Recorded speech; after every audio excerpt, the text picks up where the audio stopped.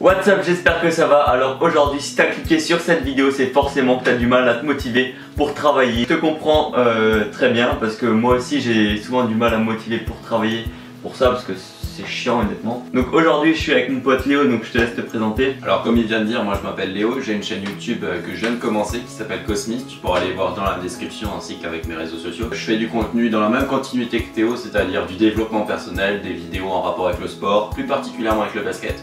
Et voilà, je te laisse aller voir tout ça. Si t'aimes les vidéos de Théo, t'aimeras forcément les miennes. Je te laisse aller voir ça.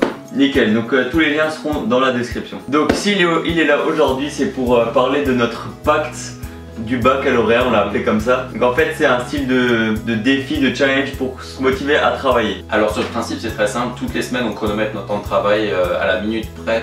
C'est-à-dire notre temps de travail, j'entends par là, par exemple si tu révises 1h05, sur le chrono il y aura affiché 1h05, enfin bref je pense que tu auras compris. Et puis la récompense dépend bien évidemment de l'écart des temps que nous deux on présente. Entre 0 et 30 minutes, donc il n'y a pas de récompense, hein, c'est sur la semaine. Voilà, ça vaut pas le coup. Entre 30 minutes et 2 heures c'est un petit pain. Entre 2 heures et 3 heures d'écart c'est 2 petits pains. Au-dessus de 3 heures de travail, c'est le Graal.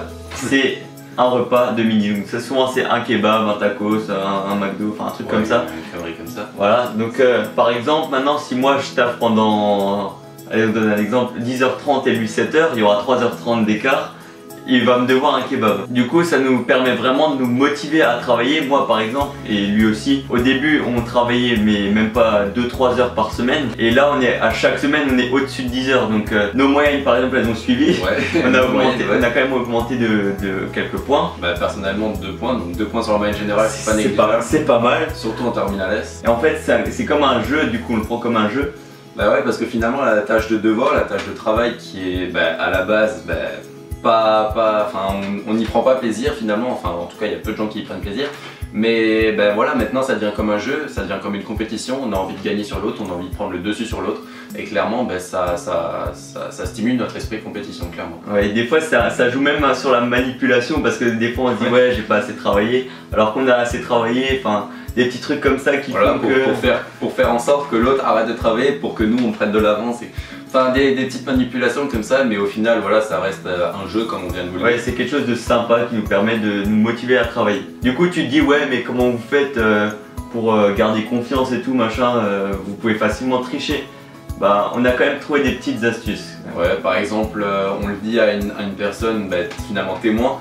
Par exemple moi je dis mon temps à cette personne, Théo dit son temps à cette personne sans se coïncider bien sûr.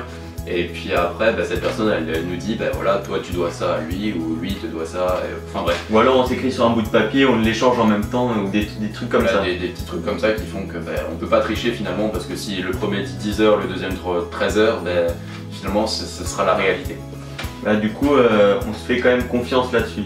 Après au niveau de la confiance, il y a aussi le fait qu'on se connaît depuis pas mal de temps et puis qu'on a confiance déjà avant le pacte l'un envers l'autre, du coup je verrai pas en quoi on tricherait dans ça, surtout qu'on voit l'efficacité de ce pacte, du coup justement ça nous motive à pas tricher, à continuer quand même. Voilà, ça nous motive à justement à travailler encore plus quoi. Donc du coup je t'encourage vraiment à faire aussi ce jeu, que ce soit avec ton copain, ta copine, ton meilleur pote, ta meilleure pote, qui tu veux, même ton chien si t'as envie. Par contre tu peux adapter les récompenses comme tu veux, tu peux aussi adapter les règles.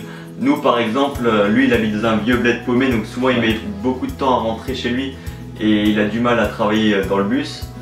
C'est juste impossible. Ouais. Du coup on fait des heures où moi j'ai pas le droit de compter les heures que je fais. Donc du coup voilà, on adapte. Et du coup souvent quand on peut pas bosser, on fait autre chose pour optimiser, c'est-à-dire par exemple on fait du montage YouTube, on fait de l'écriture, on fait du sport, enfin on fait tout ce qu'on ferait ailleurs. Comme ça quand on a du temps, on a du temps valable pour compter, là on en profite pour bosser et pour finalement avoir du temps supplémentaire à la fin de la semaine. Donc voilà, si tu veux passer de 2 heures de travail par semaine à plus de 10 heures, c'est la meilleure façon de procéder on va dire. Voilà. Du coup si tu as des questions ou si tu as d'autres astuces pour te motiver à travailler, je t'invite vraiment à les mettre dans les commentaires et j'y répondrai avec plaisir, et Léo même aussi, il peut aussi répondre. Je mettrai tous les liens de ces réseaux dans la description. Pareil pour moi, tu peux t'abonner, laisser un pouce bleu et jusqu'à la prochaine fois, porte-toi bien. Ciao ciao. Ciao.